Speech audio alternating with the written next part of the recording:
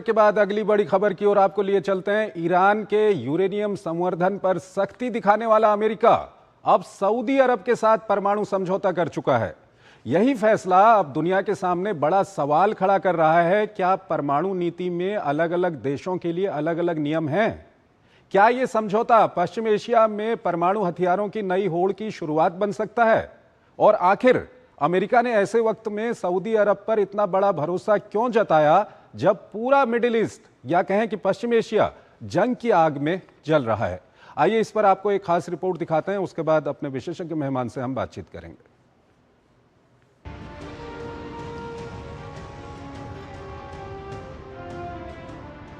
जिस यूरेनियम संवर्धन के मुद्दे पर अमेरिका ईरान के साथ दो हाथ कर रहा है, अब इसी क्षेत्र में ईरान के प्रतिद्वंदी और अपने बेहद करीबी मुल्क सऊदी अरब को बड़ी राहत देता नजर आ रहा है।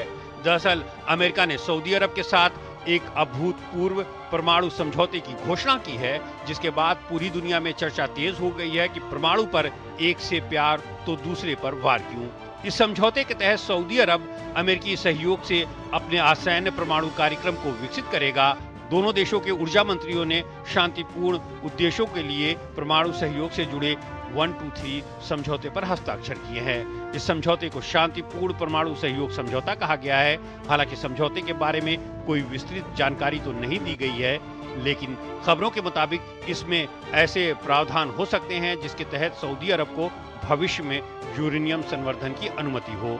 यूरेनियम का इस्तेमाल बिजली बनाने के लिए ईंधन के तौर पर किया जाता है, लेकिन इससे परमाणु हथियार भी बनाए जा सकते हैं। अगर ऐसा होता है तो पहले से ही उथल पुथल के शिकार पश्चिम एशिया में परमाणु प्रसार का खतरा बढ़ सकता है। हालांकि अमेरिकी ऊर्जा मंत्री क्रिस राइट भरोसा दिला रहे हैं कि समझौते में परमाणु सुरक्षा और अपसार के सर्वोच्च मानकों के पालन का पूरा ध्यान रखा गया है। समझौते से जुड़े सूत्र बताते हैं कि सऊदी अरब को संवर्धन की अनुमति दी भी जाती है तो ये पूरी प्रक्रिया अमेरिकी कंपनियों के नियंत्रण में होगी और तकनीक किसी भी हालत में सऊदी को ट्रांसफर नहीं की जाएगी। समझौते को अब समीक्षा के लिए अमेरिकी कांग्रेस के पास भेजा जाएगा। अमेरिका के कई सांसद और इजरायली अधिकारी इस कदम पर चिंता जता रहे हैं। कई विशेषज्ञों का कहना है कि अमेरिका ने कभी किसी दूसरे देश की जमीन पर यूरेनियम को संवर्धन करने में मदद नहीं की है। ऐसा इसलिए है कि अगर कोई खुद परमाणु ईंधन तैयार कर लेने में सक्षम होता है तो वो परमाणु हथियार बनाने के लिहाज से कहीं ज्यादा बड़ा खतरा बन जाता है। अब सवाल उठता है कि क्या सऊदी अरब परमाणु बम हासिल करने की आकांक्षा रखता है? फिलहाल ऐसे कोई संकेत तो नहीं मिल रहे हैं, लेकिन सबसे व्यापक चर्चा इसी चिंता को लेकर है। ईरान ने खुद यूरेनियम को इनरिच किया और दुनिया ने इसके नतीजे देखे हैं। हालांकि इस वक्त ऐसा कोई सबूत नहीं है कि सऊदी ईरान की राह पर चलना चाहता है। सऊदी अरब ऐसे इलाके में है जहां सुरक्षा को लेकर हमेशा चिंताएं बनी रहती हैं। अगर भविष्य में ईरान परमाणु हथियार हासिल कर लेता है तो सऊदी नेतृत्व भी अपने लिए किसी तरह की परमाणु प्रतिरोध क्षमता हासिल करने की कोशिश कर सकता है। समझौते की टाइमिंग को लेकर भी सवाल खड़े हो रहे हैं। अमेरिका ईरान के साथ जंग में है। सऊदी में अमेरिकी सैन्य ठिकाने भी ईरानी प्रतिरोध का शिकार हैं। हूती सऊदी के खिलाफ समुद्री नाकेबंदी का ऐलान कर चुके हैं, जिससे क्षेत्र में सुरक्षा चिंताएं काफी बढ़ गई हैं। अनिल कुमार त्रिगुणायत हमारे साथ जुड़े हुए हैं, फॉर्मर सीनियर एम्बेसडर हैं, विदेशी मामलों के जानकार हैं।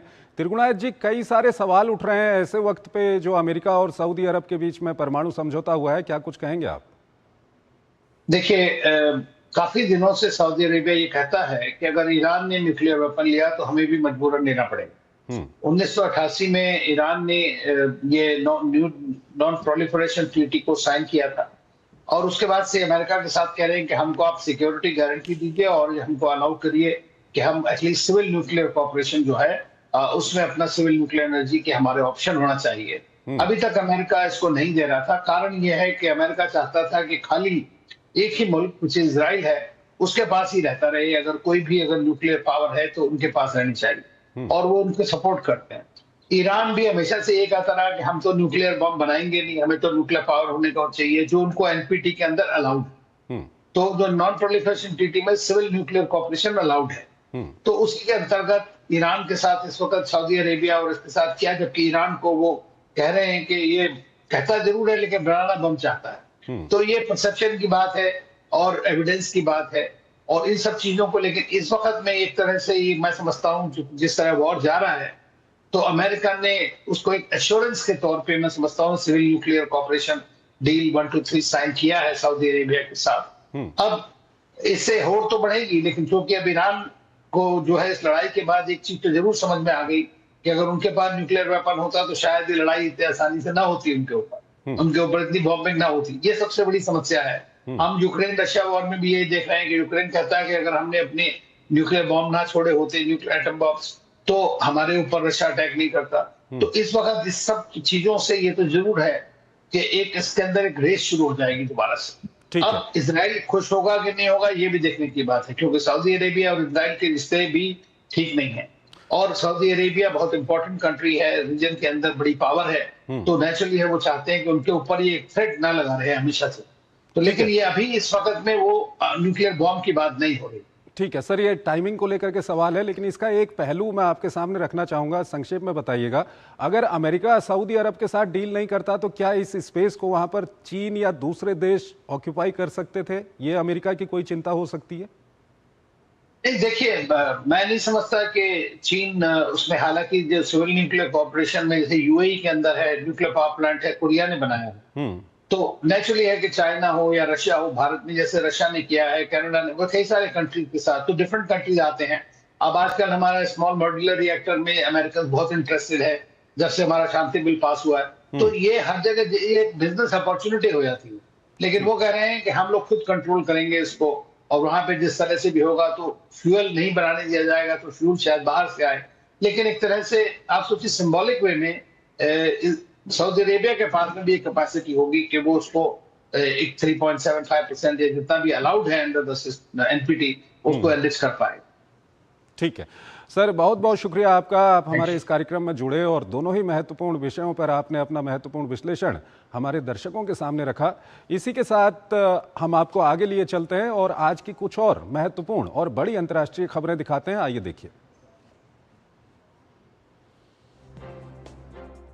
बुर्किना फासो के सैन्य प्रमुख इब्राहिम ट्राओरे ने